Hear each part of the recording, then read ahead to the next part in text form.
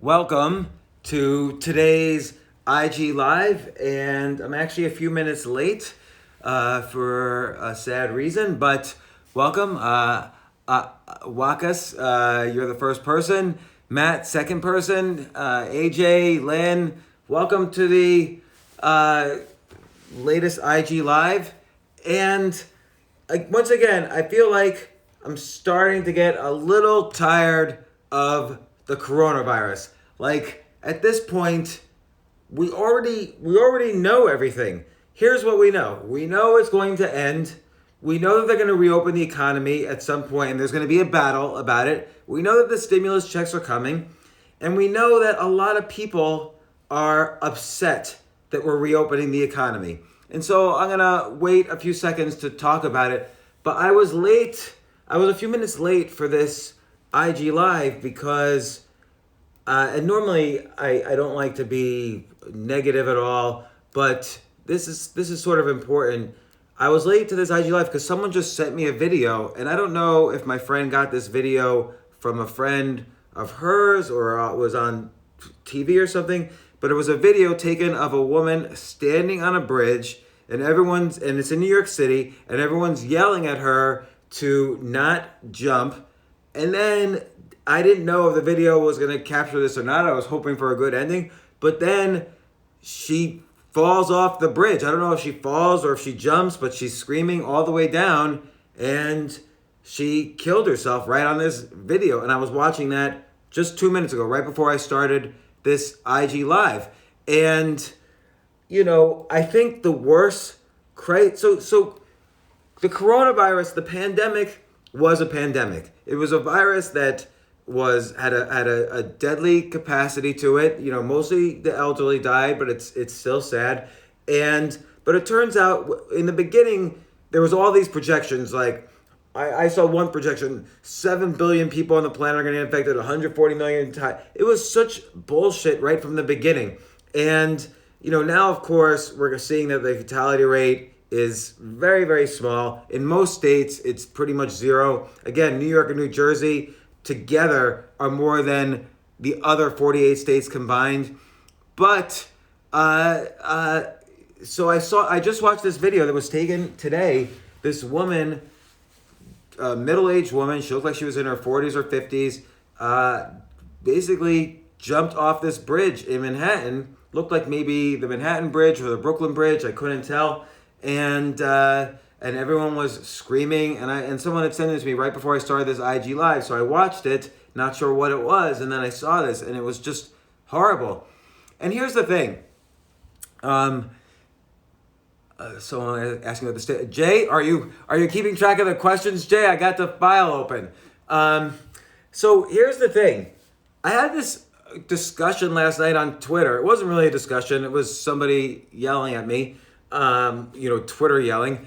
I had this discussion where I said, why did we make decisions affecting billions of people off of mathematical models that were clearly wrong? When has anyone ever made a mathematical model that has been so correct we should make a decision that 7 billion people lives would depend on it? Like, if you look at the financial crisis of 2008, we had all these mathematical models. Oh, people will never default on their mortgages. It's not happened since 1910. People don't default on their mortgages.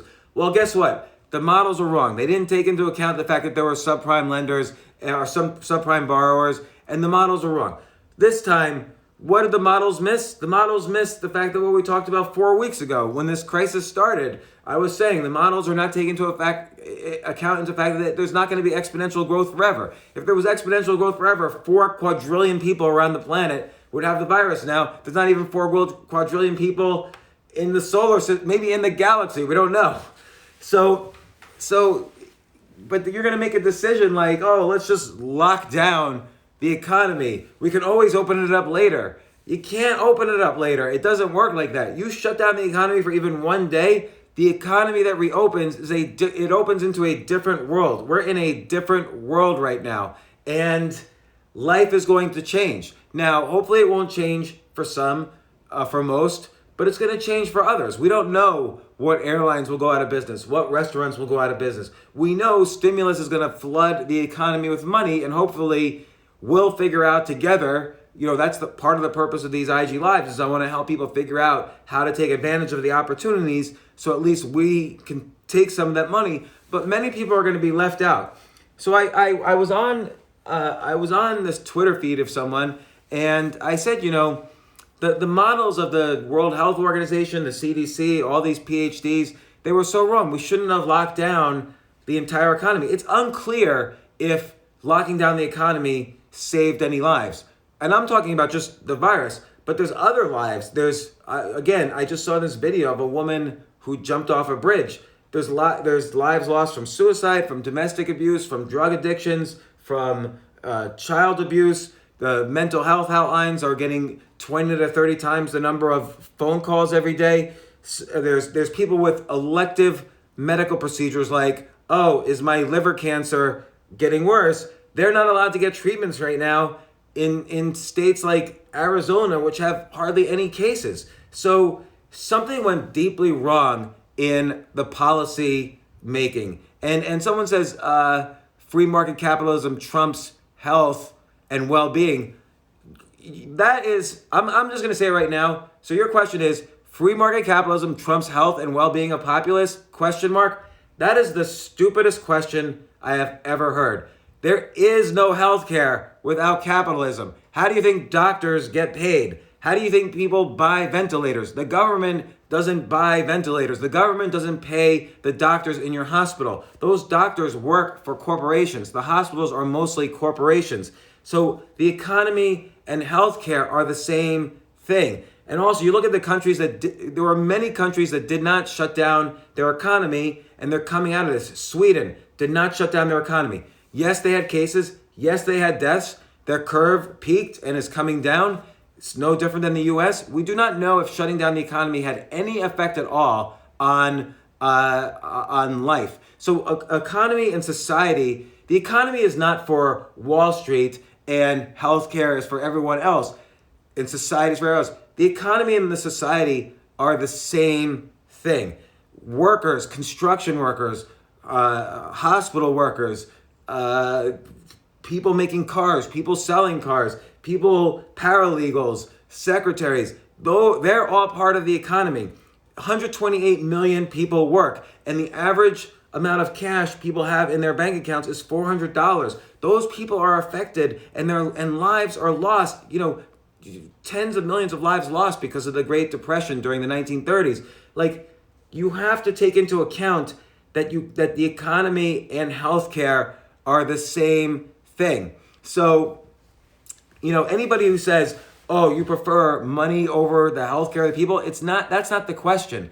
Here's what I've noticed, is that the people calling for the economy to shut down, most of the ones I know are people who are rich, so they don't give a shit if the common worker goes back to work or not. They don't understand. I hope it is just that they're ignorant as opposed to malicious. But either way, they get very angry when you suggest the economy should stay closed forever. They don't understand that 30, 40 million people's lives are going to suffer. And again, right before this IG Live, I was late for it because someone sent me this video. I watched it and I was shocked to see a woman jump off a bridge. It happened today, kill herself in New York City. And that's just one video of who knows how many.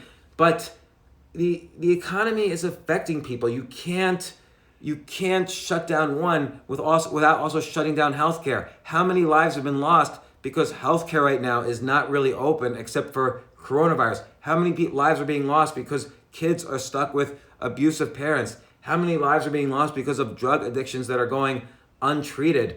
And again, the people who actually really get the angriest about whether or not, last night I was in a discussion, someone got angry at me because I said, we should reopen the economy. And this person was like, that's absurdly dangerous. And I'm like, this person's worth over $100 million. He works from home. He doesn't care. He stays at home. Almost everybody who gets angry about this sort of thing, they just work from home. Or they work in the media. By the way, you don't see any mass layoffs in the media because the media is busier than ever giving you their shitty headlines. They don't care. Lock everyone down. They get their paycheck. Everybody in the government gets their paycheck. Healthcare officials in the government are still getting their paychecks. But even doctors who are not working for the government, they're seeing their paychecks cut. Doctors are working overtime, but their pay is going down. So again, it's not because the government pays doctors, the economy pays doctors. Hospitals are going out of business because they don't have patients. Doctors are going out of business because they don't have patients, because you're not allowed to go for elective medical. And elective medical includes, is my cancer coming back? That's an elective visit. So you stay at home and you'll never know if your cancer's coming back. And people are getting so angry. Like, I was out on the street this morning and somebody from all the way down the street, I'm by myself, I'm 20 feet from anybody, someone is yelling at me, wear a mask. Why aren't you wearing a mask? Well, I don't have a mask. I should get one.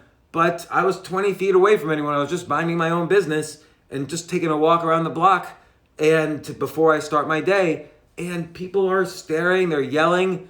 Everyone's so angry right now. And yet the virus is probably gone in New York City. Like, there's already almost no hospitalizations per day, which means 10 days ago people stopped being infected. Which means right now, probably no one's being infected. And yet right now, 2 weeks ago, nobody was wearing a mask because the CDC said masks don't help. Now, if you don't wear a mask, but the police are kicking you off a bus. Women are yelling at me from across the street about wearing a mask.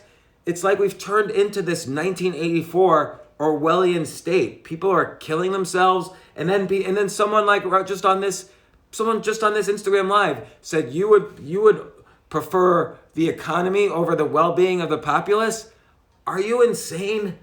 The people, 128 million people work for a living. That's how they pay for food. That's how they pay for healthcare. That's how they pay for their children to have the things their children needs. That's how they pay for the care of their parents, their elderly parents. You can't shut off the economy without also shutting off healthcare. And again, who disagrees with me? People working in the media, they get their paycheck. People who are rich, they don't give a shit. People who are working from home, they don't give a shit. So again, people working in the government, they could care less.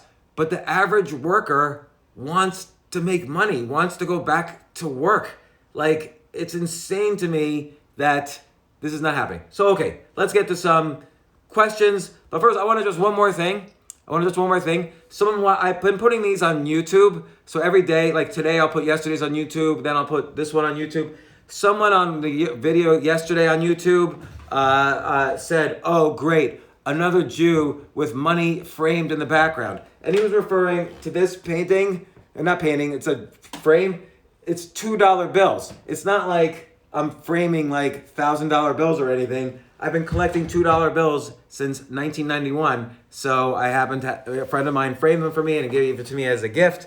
It's not like I'm a Jew framing all my money. So I work from home, but I do give a shit.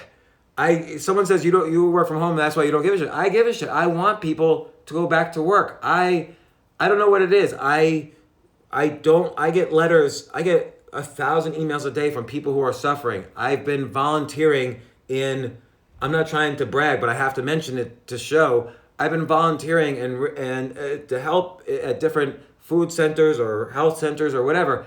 I've been donating to GoFundMes for employees who are furloughed. And again, I'm not trying to say anything. I'm just saying I do care. I don't like it when 128 million people are risking having their lives ruined. And when I see videos like I just saw, and it just bothers me when people get... I have only 100%. I have only seen people be angry when I suggest the economy should be open.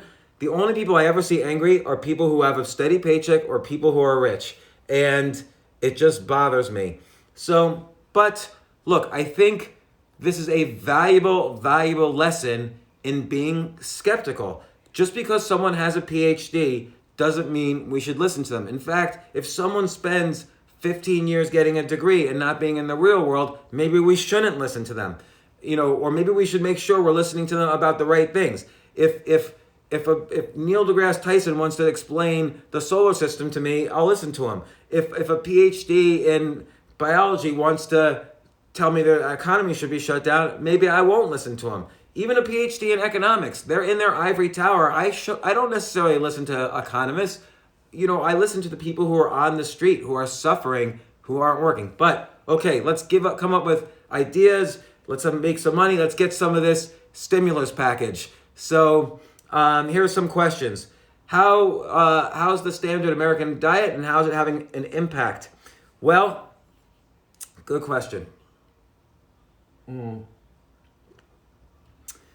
American diet, I don't know how it breaks down by demographic, but 36% of Americans are obese, compared with, let's say, Italy, where 23% of Italy's are obese. And everyone will tell you, oh, carbs or paleo or vegan.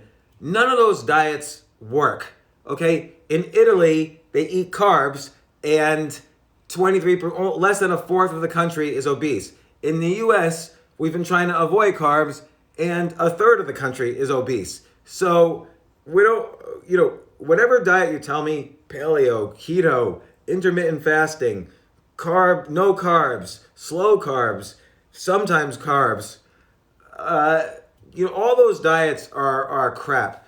What you've got to do is, I was talking to Peter Thiel on my podcast. So Peter Thiel's the founder of PayPal. He was the first investor in Facebook.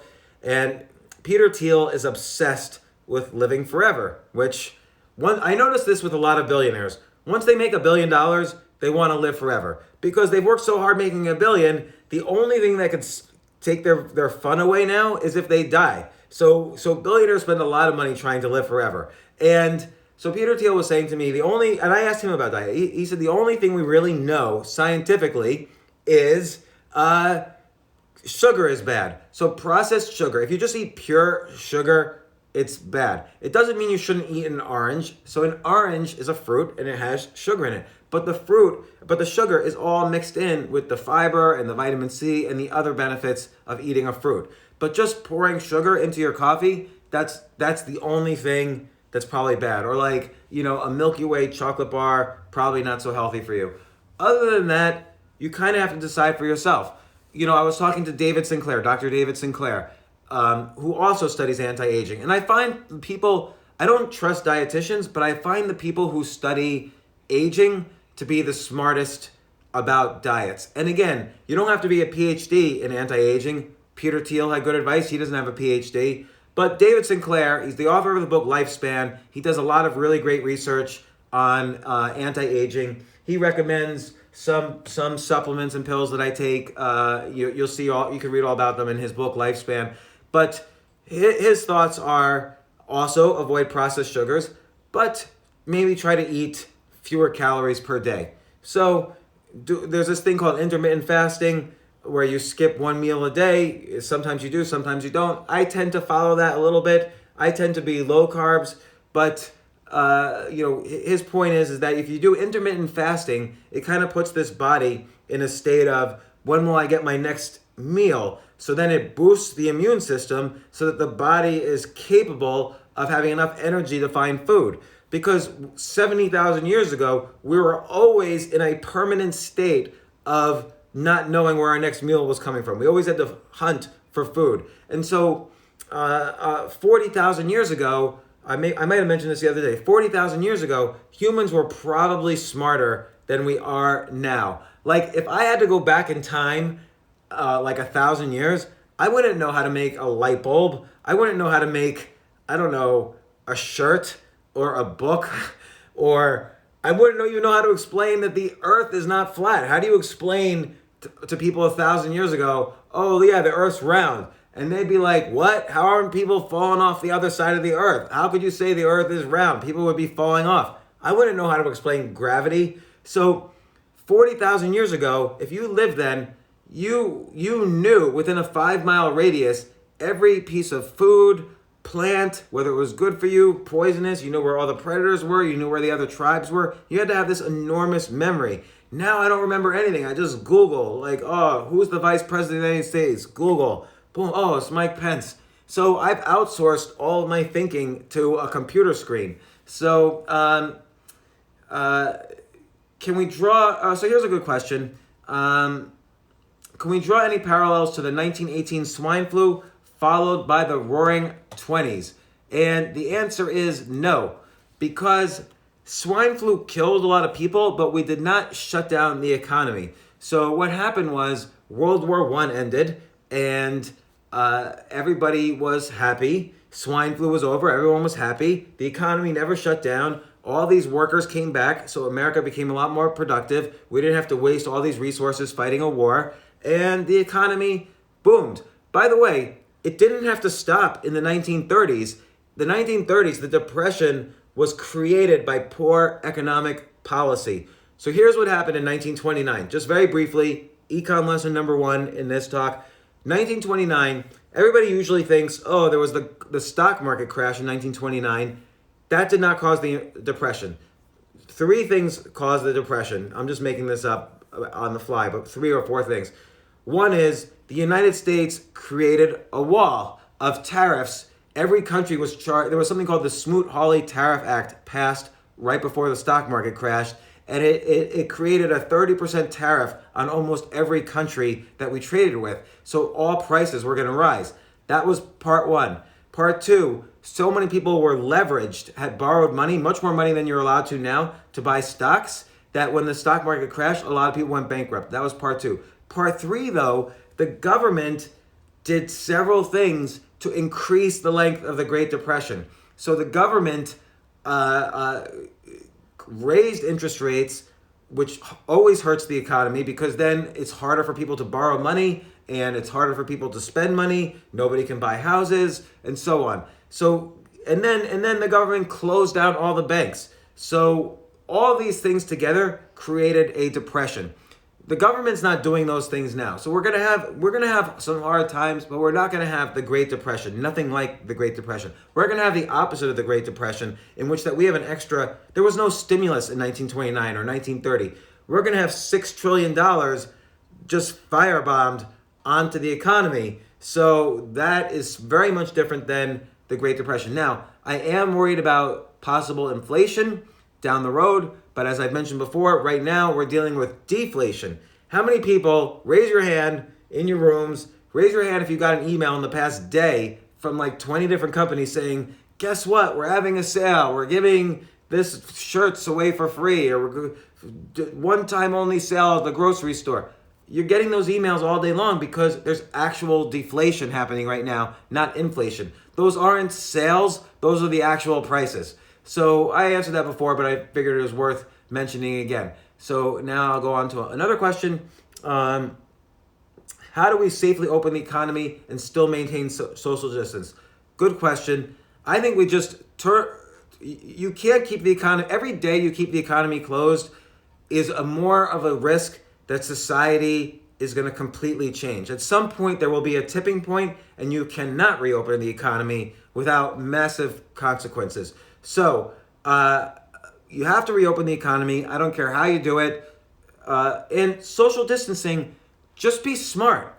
Just don't go in large groups of people where people are coughing. Like, the government shouldn't have a say on how you move and how you should not move. Yes, the government could say, don't murder people. The government could say, don't rob people. The government shouldn't tell you, oh, you're not allowed to be 3 feet from anybody else and you have to wear a mask. Just use common sense. If you're going to walk around outside and not be around people, you could do whatever you want. If you go towards a restaurant and you see it's crowded and you're uncomfortable with that, don't go in the restaurant. People are smarter than you think. It's not like, oh, we see the second wave of the virus coming, let's all go to a Bruce Springsteen concert. No, just reopen the economy. People could take care of themselves like they have in every other world crisis in history. You don't have to be like George Orwell's 1984. So should big tech get involved with mental health to scale? Big tech, should and will get involved with mental health. The problem is, I think big tech, those companies, Google, Facebook, Amazon, Apple, those companies are going to survive. I think they're going to get a lot more involved in people's lives than we think. Like already, Google and Apple are teaming up to create a website to track everybody's movements and have you been close to somebody who's been infected with the virus. You see it on this website. You'll get a message on your phone. I don't know. I think Google and Apple are going to stay very much involved in people's lives. Someone that makes the point people don't have common sense. That's true. People don't have common sense.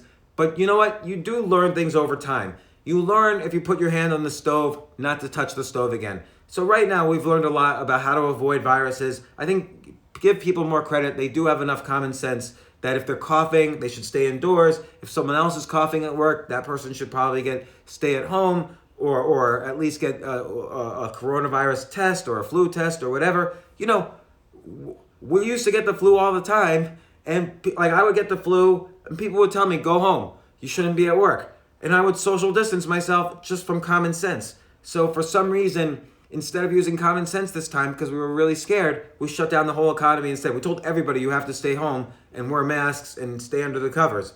So this is an interesting one. Advice on getting a copywriting career started. So this is really important because you remember, I'm gonna use a bad example, an unfortunate example. But you remember my Bitcoin ads, my famous Bitcoin ads? I hated them. I hated every single one of them.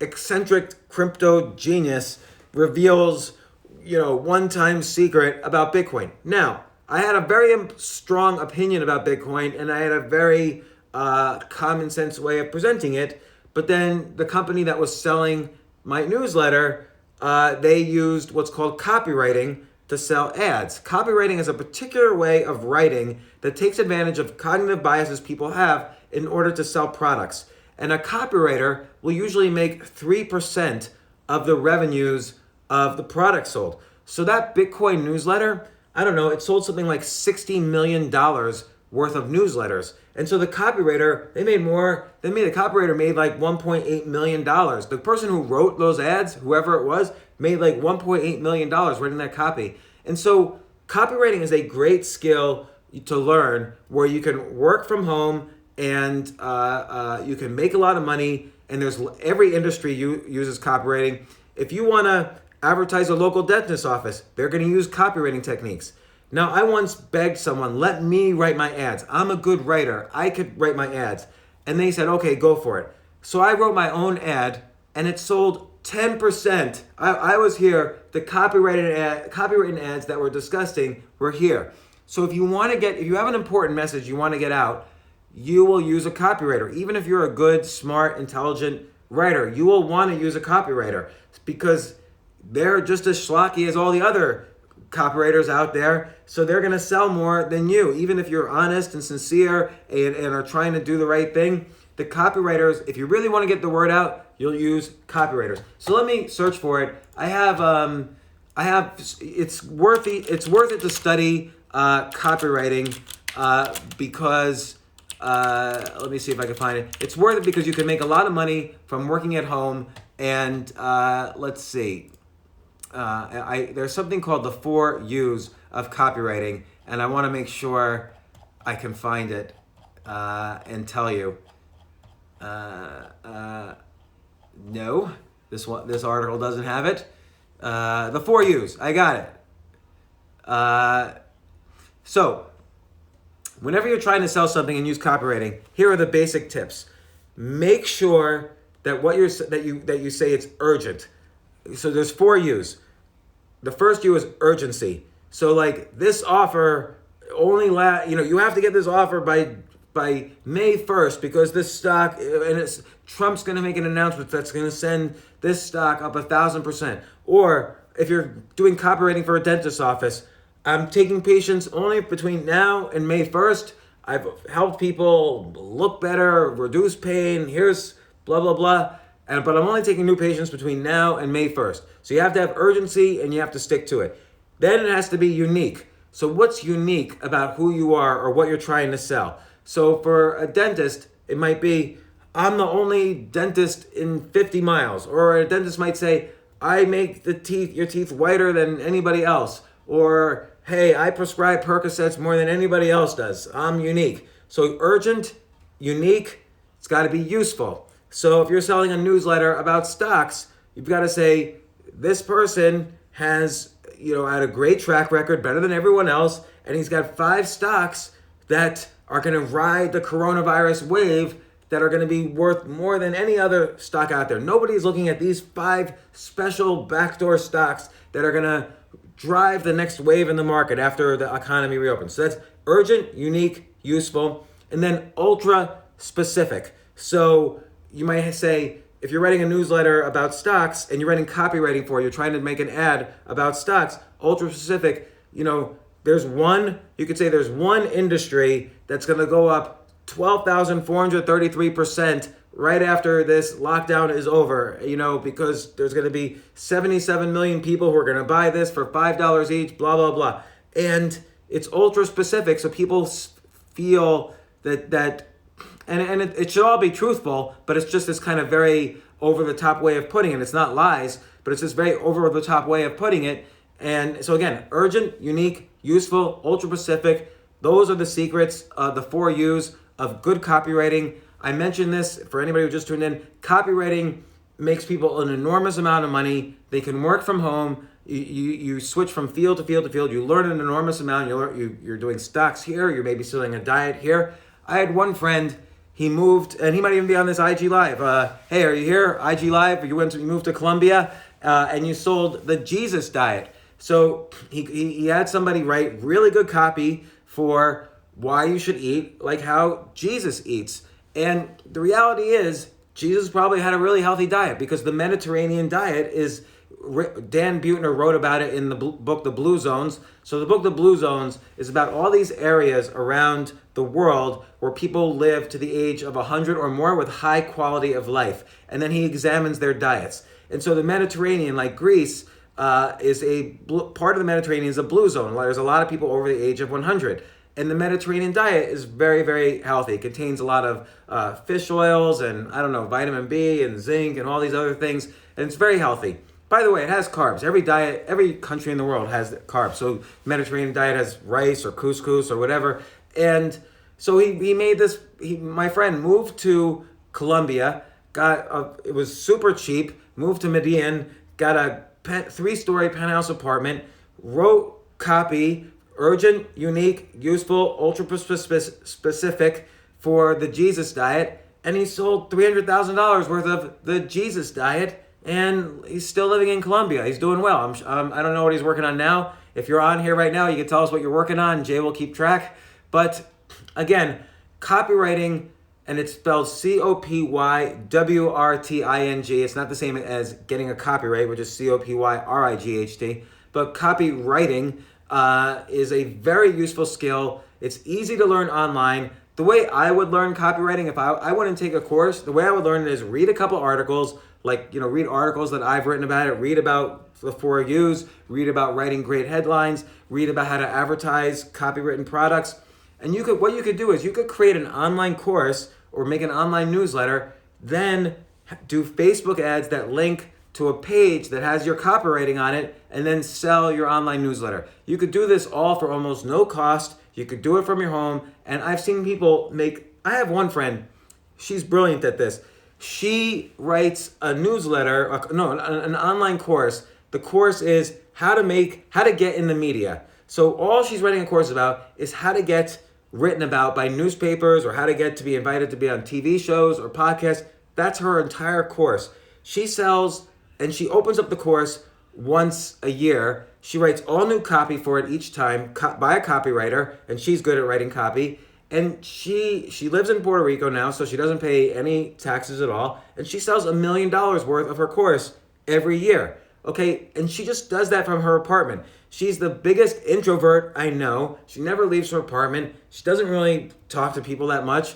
And she makes this course and makes $1 million a year from it. She made the course. She wrote her copy. Again, she used copywriting techniques, studied copywriting, and then sky's the limit what you could do. I do think this is the best way to make, I don't want to say easy money, because it's hard to come up with a good, unique, honest course.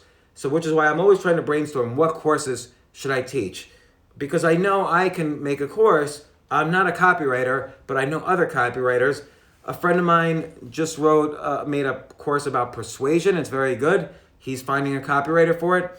Another friend of mine made a course or a newsletter on how to buy good real estate. He's an amazing copywriter. He wrote great copy. He sold tens of millions of dollars of his course, and he's helped a lot of people. So copywriting and making online courses or newsletters, just don't be a scam. Just tell the truth and be good. There's a blog called Copyblogger. Look up copyblogger.com and okay, so here's Camellia Yang. She's a copywriter and she survived during the lockdown.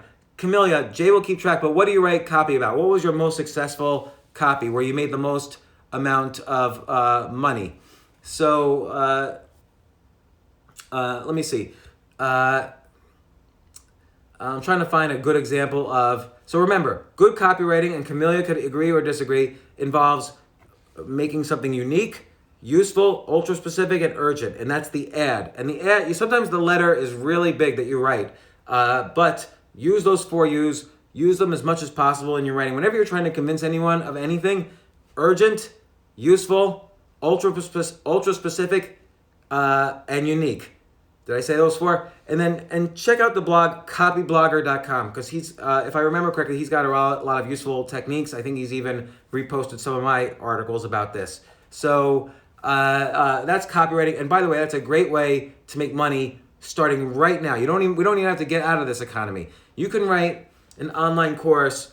Maybe it's a course on how to buy and sell real estate, or how to buy stocks that will, how to buy, what are the right marijuana stocks that are going to do well after this economic lockdown. Because I'll tell you, marijuana sales went through the roof, but I just don't happen to know which companies did good, and I don't know which companies are scams. But what if you did know that? You can make a newsletter about it or a course, and then someone has to write the copy for you. You both will make over $1 million or more. So again, online course combined with great copy. It's 2 different professions, but it could be combined into one. And I know a ton of people who make a living this way. They get to stay at home. They make a ton of money.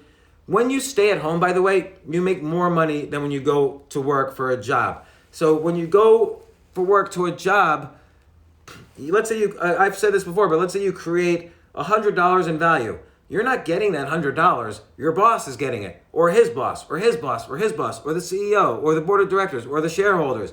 Then you get like 1 penny out of that $100. But if you work for yourself, you're getting most of the money in the value you create. So, in a job, you're not, you get in exchange for a pretend stable paycheck, they pay you very little.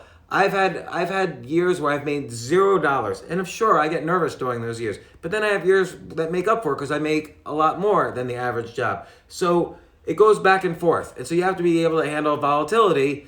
But as Nassim Taleb, the guy who was Twitter yelling at me last night, as Nassim Taleb says, the 3 most addictive things are heroin, carbs, and a stable salary. So so what I would do is. And so Camille said, is that because you don't sell your 9-to-5 time to corporates but fully use your time? Yes, absolutely. If you don't sell the reason why a job pays you is they pay you enough to do something you don't like. Like, I don't want to shovel shit, but if someone paid me a steady $1 million a year, okay, I'll shovel shit. Or a steady $5 million a year, I'll shovel shit. But if someone wants to pay me only $1 a year, I won't shovel shit. I would, ultimately though, if you do what you love, and you get paid for it, that's the best situation. But too many people give up, and they're willing to shovel shit for $80,000 a year, $60,000 a year, and they just give up. But creating one of these digital things where you can make money while you sleep, and then using learning how to copyright, you'll make a decent amount of money. Camila, I don't know if you want to tell, but tell how much money you make. It'll be in the notes, in the comments here. Why was Nassim yelling at me? Because I was saying we used incorrect math models to shut down a $50 trillion economy and affect the lives of 7 billion people because a tiny percentage of that were getting sick. And I thought that was horrible that we let our leadership be manipulated so badly that we shut down the entire economy. And I'm not partisan. I don't care about any of that. I'm interested more in politics on a local level where change actually happens.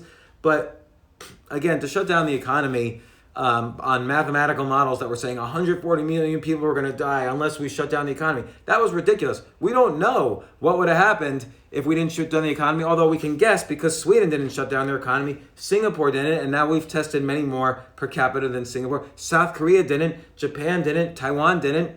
Taiwan has no cases at all right now. So, I don't know. We got all the Democrats and the Republicans competed with each other to shut down as fast as possible, to show like, oh, I'm the responsible guy. Those other guys weren't responsible. You have to understand, this economic shutdown was all political and all media. You've been programmed in your brain if you think this economic shutdown was necessary. The only people saying the economic shutdown was necessary were the media and were the politicians and were health officials who were worried about the funding of their organizations. Nobody else was saying it. Nobody else around the world wanted to shut down their economies. And as a result of us shutting down our economy, the U.S. is facing potential disaster. Now, I'm hoping the stimulus will boost the economy up. But for us, for people talking on these IG Lives, we're going to talk constantly about ways to make money and survive so you can get on the opposite side of this coronavirus and not be as affected. There's still going to be a financial crisis after this crisis. Commercial real estate's going to go into a crisis. Maybe in the insurance industry will.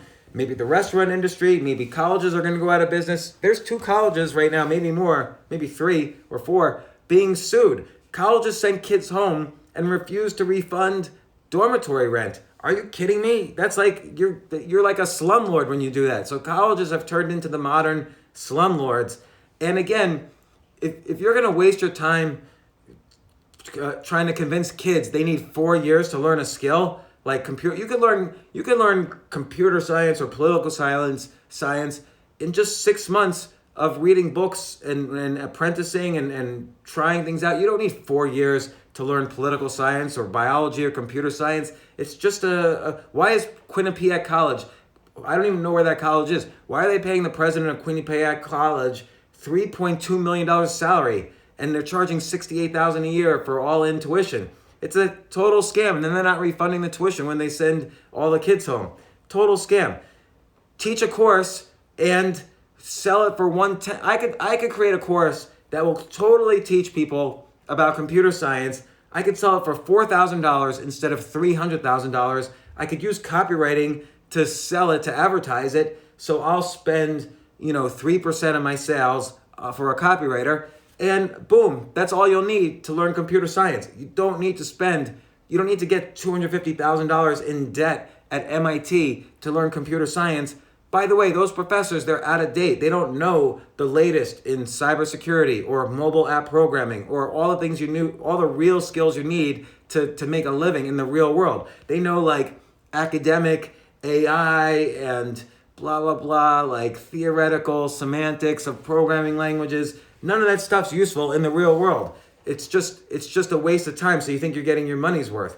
So I'm going to go back to Jay's questions and see what we got here. Do I think the podcast world is saturated?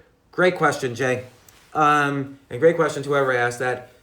By all means, start a podcast. There's something like 2 million podcasts out there. There's 800,000 podcasts that are still active. Who cares if the podcast world's saturated? There's 7 billion people on the planet, and most podcasts will fail. If you have a passion about something and you're really good at what you do, start a podcast.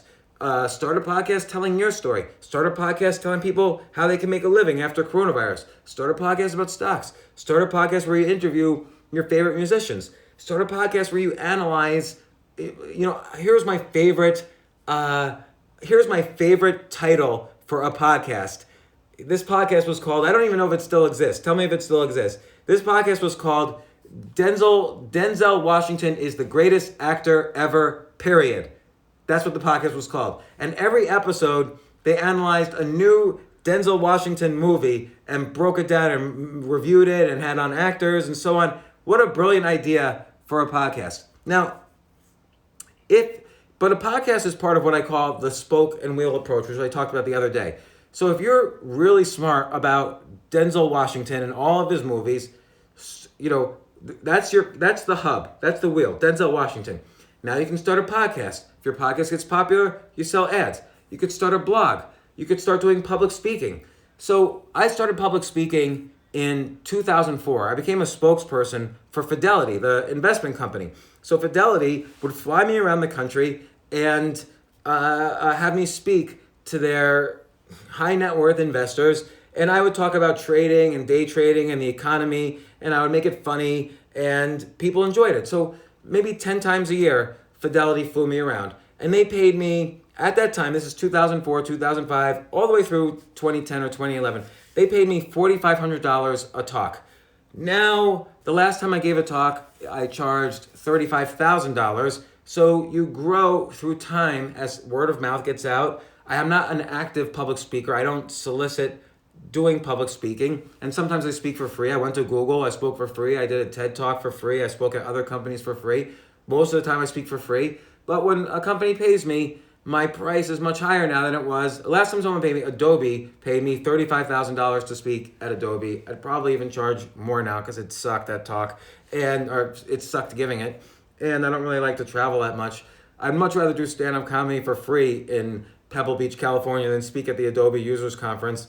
But so again, public speaking, you can give a talk about movies or Denzel Washington. You can do a podcast. You can make a course. You could do a newsletter. You could do a blog. Everything is a source of income or a source of building your brand. You could do TikTok videos. You could do Twitter. Always by all means, build an email list, because then you could carry your audience around from platform to platform.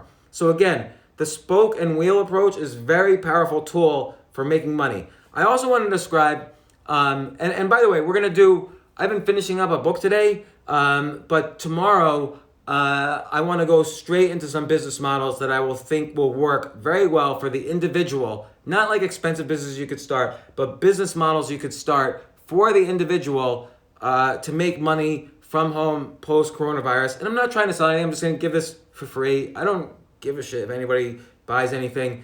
But I think it's very important now. We're not going back to the normal economy. If you were a paralegal for Procter & Gamble, your job might be gone right now. And so don't expect that this economy, even with all this stimulus, is going to be welcoming to the 40 million workers maybe who are laid off or who are about to get laid off. And again, I will repeat, anyone can just suck shit if you think that the economy is the opposite of healthcare. It's not a choice between the economy and healthcare. They're the same thing. If you have a bad economy, you'll have more people sick, more people with disease, more people who need medical help. And if you have a bad economy, you won't be able to pay for doctors, medical equipment, hospitals, and so on.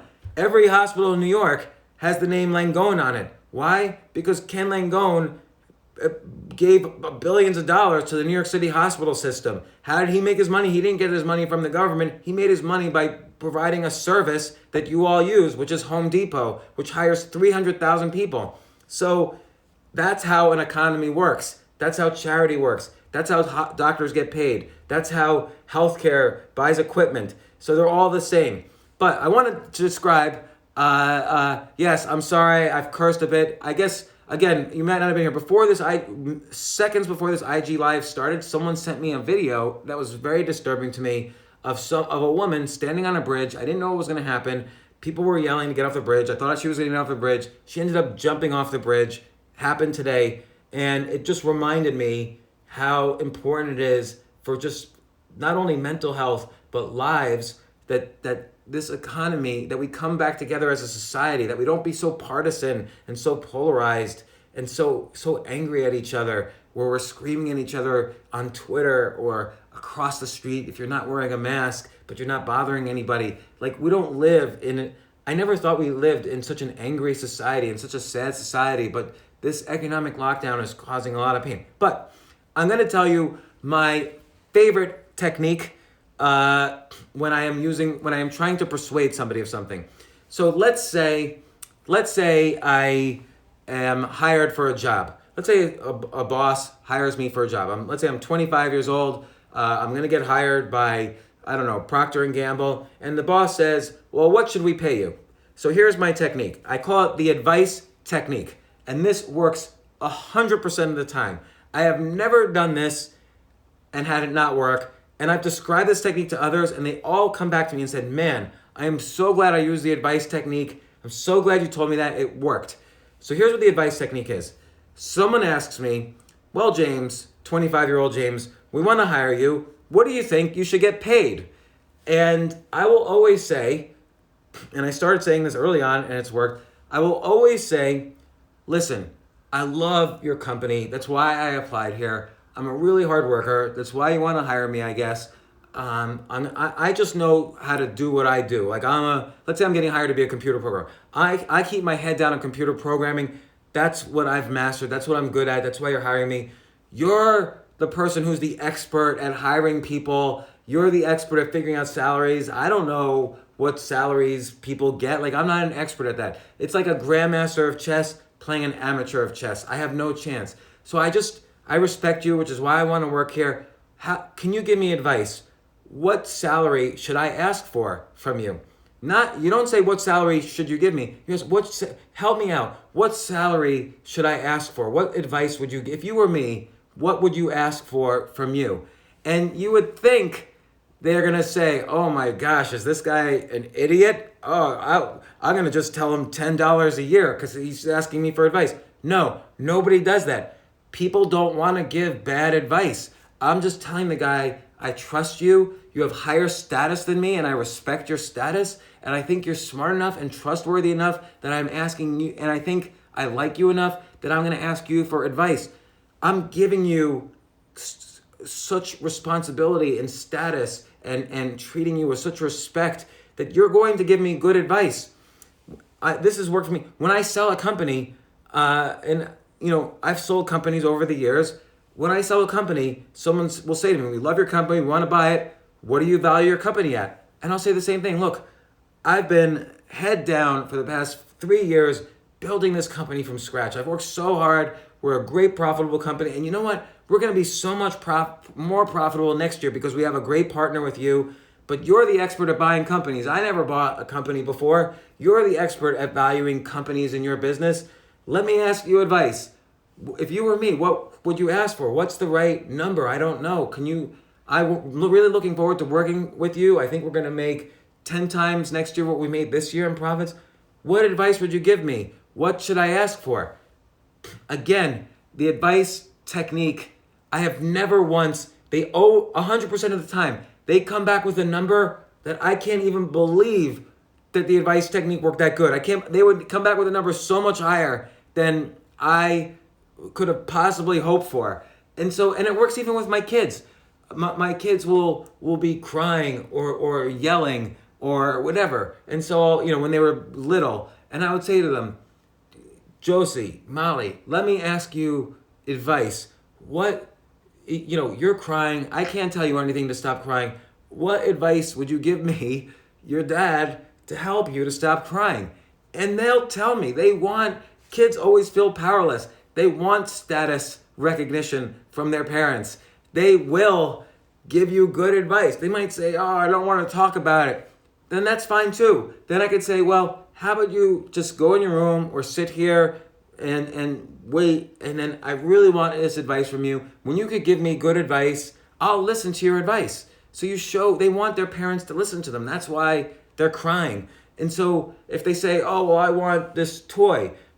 Okay, that's great advice, Josie. We're not near that toy right now, or it's not appropriate for you to get that toy or watch that show right now. But is there some other advice you could give me? There's many possibilities in this planet. What other advice could you? And eventually you'll come to an agreement with your kid. So again, the advice technique really works for persuasion, and it will surprise you.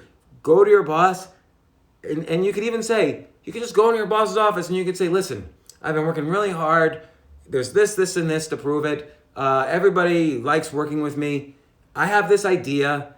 If you were going to give me advice, how I can get a promotion and work on this idea and help the company out. I have all these ideas for the company. If you were to give me advice on how to present these ideas so that I could have a promotion and make a little bit more money, what would be the advice that you would give me? You can use this any day, this advice technique. You don't have to wait for the moment where you're selling a company or wait for the moment you're getting a promotion. You could use it today to get a promotion, as long as you have something of value that you're kind of asking for advice about. But, again, the advice technique, my most powerful persuasion technique that I've ever used. I have other persuasion techniques, and I'll go over the whole list of persuasion techniques. But we've talked a lot about persuasion today. We talked about the 4 U's. So I talked about the 4 U's in the context of copywriting and advertisements. But whenever you're trying to convince someone of anything, urgent, unique, ultra specific, and what was the other U? I already forget. Urgent, unique, ultra specific, and whatever. Let me see if I can find it again, because I always forget it when I'm trying to remember. Yes. Oh, useful. So let's say I was trying to convince you to open up the economy. All right, I'm trying to persuade you. All right, so unique. This is the first time in history of the human species that we've willingly shot our economy in the face and shut it down. And so this is the only time this has ever happened. And if we don't make the right decisions now, we're in big trouble. Useful.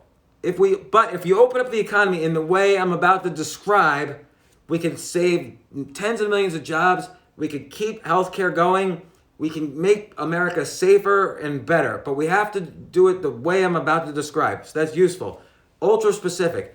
What I'm going to tell you is a way, region by region, demographic by demographic, and industry by industry, how to open up the economy so that nobody gets sick and so that we make even more money than before. And urgent.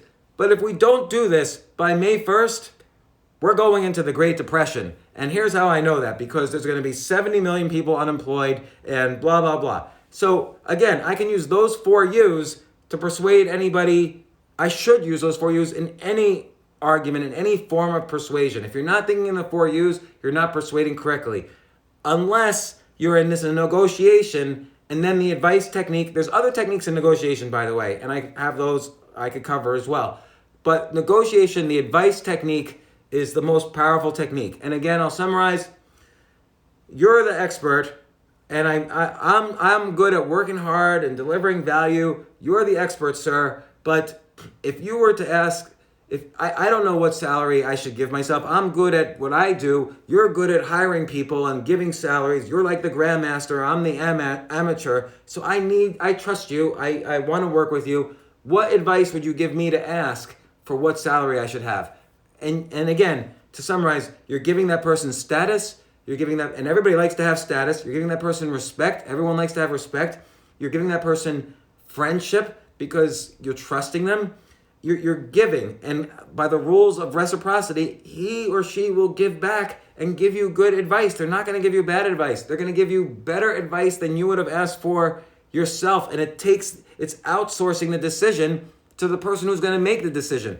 He's trying to get you to make a decision, and then he could say, well, maybe what the number I would have said was much lower, and then he would make it 10% lower than that. Instead, I'm outsourcing to him the ability to give me advice and help me. And people want to help. So the advice technique works very powerfully. So if you go to my Instagram, I'm giving away a bunch of books. I'm giving away Fooled by Randomness by Nassim Taleb, The Black Swan, which is a great book by Nassim Taleb, and one of my all-time favorite books, Anti-Fragile by Nassim Taleb. And what Anti-Fragile is about is that a system is either, if it gets hurt, it either breaks because it's fragile, or it's resilient, it survives, or it's anti-fragile, it actually gets better. So you want to get to a point in life where you're anti-fragile. So if you go bankrupt, or if you get sick, or if you lose your business, you come back stronger than ever. So that's anti-fragility. And I'm also giving away Skin in the Game, which is that if you have skin in the game, which many politicians, academics, healthcare officials, and so on don't have skin in the game. If you have skin in the game, you'll make better decisions. Go to my Instagram. My second or third to last post is the giveaway. I'm giving away to 5 people. Just the rules are just tell me your 3 favorite books. You got to follow me, whatever. But no other strings attached. And I love these books. Even though Nassim Taleb's angry at me, I love these books. I don't care. And I'm also giving away Choose Yourself, one of my books. And today, wish me luck. I am actually finishing my next big book. It's going to be my biggest book ever. I'm finishing it today. And wish me luck, because I think I'm going to be working on it all day and night. I hope I am. It's due in 2 hours. So wish me luck, but I didn't want to not do this Instagram Live. I will see you tomorrow, Thursday, 2 p.m. in Eastern Standard Time, Instagram Live. Good luck, and I'm going to share this on my IG stories live, and then I'll share this on YouTube. Thanks a lot.